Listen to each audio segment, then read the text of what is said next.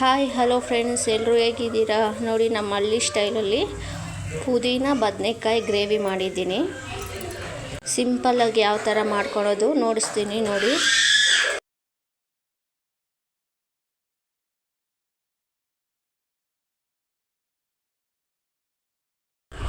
ಮೊದಲಿಗೆ ಕುಕ್ಕರ್ಗೆ ಸ್ವಲ್ಪ ಎಣ್ಣೆ ಹಾಕ್ಕೊಂಡು ಸಾಸಿವೆ, ಕರಿಬೇವು, ಈರುಳ್ಳಿ ಒಂದು 5 ನಿಮಿಷ ಚೆನ್ನಾಗಿ ಫ್ರೈ ಮಾಡ್ಕೊಬೇಕು.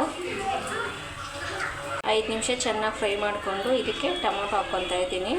ಟೊಮೊಟೊ ಒಂದು 5 ನಿಮಿಷ ಫ್ರೈ ಮಾಡಿಕೊಂಡು ಫ್ರೈ ಆದಮೇಲೆ ಬದನೆಕಾಯಿ ಹಾಕ್ಕೊಂಡು ಫ್ರೈ ಮಾಡ್ಕೊತೀನಿ. ಇದು 5 ನಿಮಿಷ ಚೆನ್ನಾಗಿ ಫ್ರೈ ಮಾಡಿಕೊಂಡು ಇಲ್ಲಿ ನಾನು ಮಿಕ್ಸಿಗೆ ಪೇಸ್ಟ್ ಮಾಡ್ಕೊಂಡಿದ್ದೀನಿ. ಒಂದು ಸ್ವಲ್ಪ ಒಣಕೊಬ್ಬರಿ, ಪುದೀನ, ಕೊತ್ತಂಬರಿ, ಶುಂಠಿ, ಬೆಳ್ಳುಳ್ಳಿ, ಬಾಡಿಗೆ ಮೆಣಸು ಇಷ್ಟು ಮಿಕ್ಸಿಗೆ ಹಾಕ್ಕೊಂಡಿದ್ದೀನಿ ನಾನು.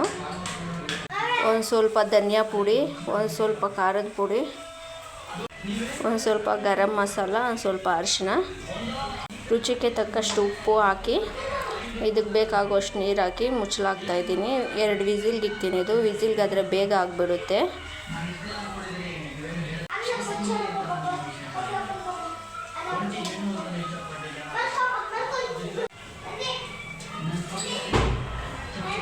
ನೋಡಿ, ರೆಡಿಯಾಗಿದೆ ಪುದೀನ ಬದನೆಕಾಯಿ ಗ್ರೇವಿ. ಇದನ್ನು ರೈಸ್ಗೆ, ಚಪಾತಿಗೆ, ಪರೋಟಗೆ ಸೂಪರ್ ಕಾಂಬಿನೇಷನ್ನು. ನೀವು ಒಂದು ಸಾರಿ ಟ್ರೈ ಮಾಡಿ ಫ್ರೆಂಡ್ಸ್, ಹೇಗೆ ಬಂದಿದೆ ಅಂತ ಕಾಮೆಂಟ್ ಮಾಡಿ.